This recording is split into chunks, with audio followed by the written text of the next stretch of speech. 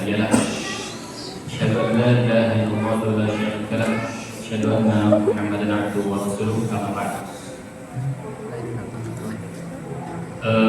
Rekan-rekan sekalian dan anak-anak yang Bapak cintai, yang pertama kita bersyukur kepada Allah Subhanahu wa Ta'ala atas nikmat sehat yang Allah berikan kepada kita. Karena nikmat sehat ini adalah salah satu nikmat yang sering kita, mungkin tidak kita bayangkan begitu besar sekali manfaat yang kita dapatkan dari nikmat sehat itu. Antum kalau sakit, demam misalnya, lauk ayam atau sapi pun tidak bakal enak, hamba rasanya. Kita bakal sadar kalau sehat itu nilainya besar saat kita sakit. Oleh karena itu kalau kita sakit, maka sejatinya Allah sudah mencabut sedikit dari kenikmatan yang ada pada diri kita. Kalau udah sakit, ibadah pun tidak enak kan? Nah, kemudian salat dan salam semoga senantiasa tersampaikan kepada suri tauladan kita, satu-satunya manusia yang berhak kita ikuti dari semua aspek kehidupannya, dan ada pahala besar bagi kita yang konsisten di atas sunnahnya, yaitu Nabi besar Muhammad SAW. Semoga Allah Subhanahu wa Ta'ala menjadikan kita termasuk hamba yang istiqomah di atas sunnahnya Nabi SAW. Pada kesempatan ini tidak banyak yang ingin Bapak sampaikan, hanya sedikit. Kita sering mendengar istilah birrul walidain, berbakti kepada kedua orang. Lawan dari birrul walidain itu adalah huququl walidain, yaitu durhaka kepada kedua orang tua. Nah, kita hampir 24 jam itu berinteraksi dengan orang tua kita, kecuali mungkin saat kita sekolah. Kalau libur hampir 24 jam kan kita interaksi dengan orang tua. Allah menyebutkan apa kata Allah? Wa qala rabbuka alla ta'budu illa iyyahu wa bil walidayni ihsana.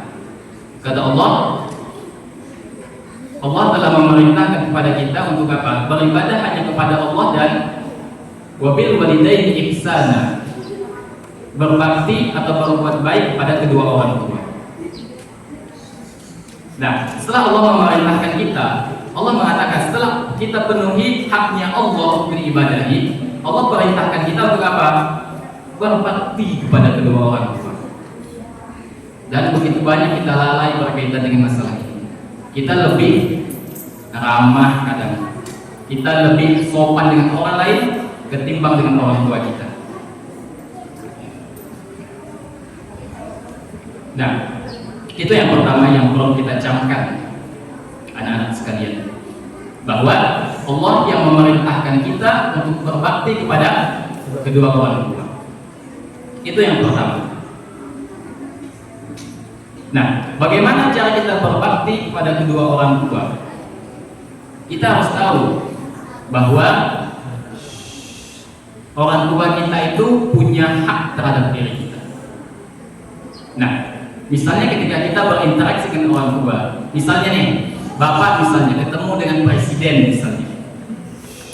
Bapak itu tahu presiden itu sosok yang terhormat gitu kan, orang yang terhormat. Bapak bahkan menyusun kata-kata, berpakaian yang rapi, dan Bapak berusaha berbicara agar tidak menyinggung presiden itu. Nah, kata Allah, ketika kita berbicara dengan orang tua, Allah memerintahkan kita apa? Qaulan karimah, dengan perkataan yang mulia. Kata para ulama, perkataan mulia ini adalah kata-kata yang diucapkan dengan penuh kasih sayang dan penuh dengan penghormatan. Oleh karena itu, meskipun orang tua kita mungkin salah kepada kita, atau kita melihat orang tua kita ternyata dia melakukan kesalahan dan kita tahu itu adalah sebuah kesalahan, maka kita berkewajiban menegurnya dengan lemah lembut. Jangan tiba-tiba langsung divonis neraka gitu kan, itu terlalu frontal, terlalu keras. Tapi kita ambil pelajaran dari kisah Nabi Ibrahim. Nabi Ibrahim mengingatkan ayahnya Azar. Ayahnya Azar itu luar biasa, kafir dan pembuat patung. Ayahnya Nabi Ibrahim. Tapi apa kata Nabi Ibrahim? Ya abati, wahai ayahku sayang. Bukan ya abi, ya abati. Abati artinya ayahku sayang. Itu menunjukkan bahwasanya ketika kita mengingatkan orang tua, meskipun dia salah kepada kita, tugas kita adalah mengingatkan orang tua dengan lemah lembut. Itu tugas kita. Qaulan karimah. Kemudian di antara bentuk qaulan karimah, perkataan yang mulia kepada orang tua adalah tidak meninggikan suara ketika berbicara kepada kedua orang tua. Mungkin ada sebagian yang merasa orang tuanya hanya pendidikannya misalnya dia udah sarjana misalnya, anti kan, dan antum semua kan insya Allah kan. Nah, jadi anti kalau udah disekolahkan tinggi sama orang tua, ingat yang membuat antum itu bisa sekolah itu adalah orang tua antum dengan izin Allah. Orang tua antum itu berkorban harta banyak. Bahkan kemarin Bapak ada melihat sebuah snap WA orang tua. Nih, snap WA orang tua. Di situ tertulis captionnya, akan kukorbankan apapun untuknya. Tuh bayangkan.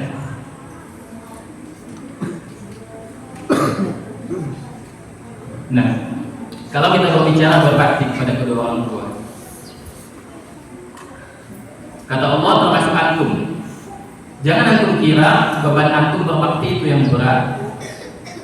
Beban orang tua kita juga berat. Ketika orang tua antum melahirkan antum itu,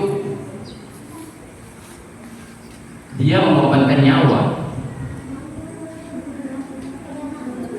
Antum mungkin bisa berkorban uang nanti kalau udah sukses kan, tapi antum tidak bakal bisa mengganti nyawa.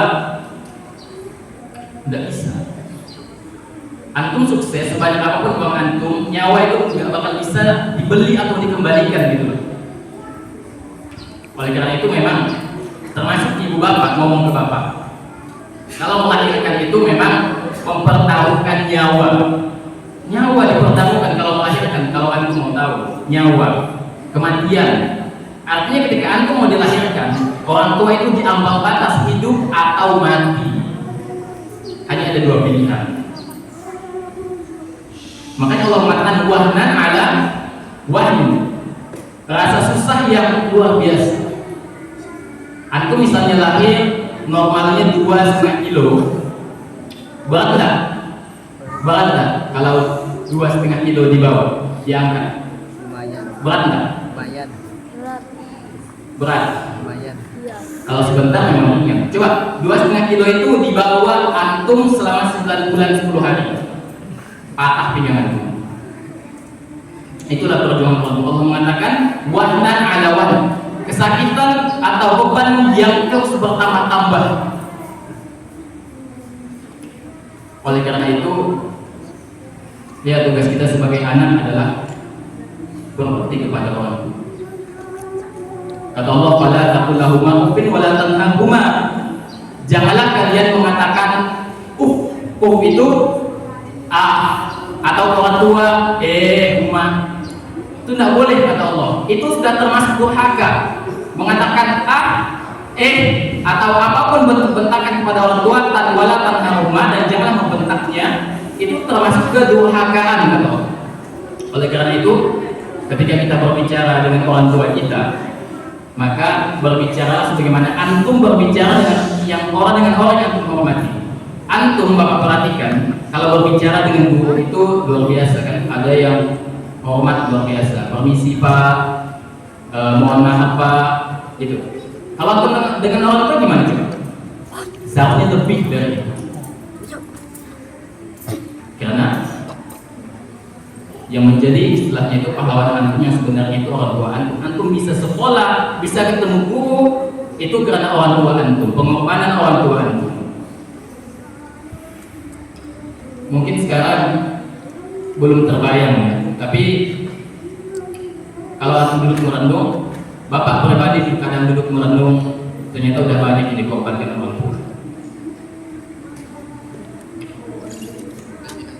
Iya, dan kita tidak akan bisa membalasnya.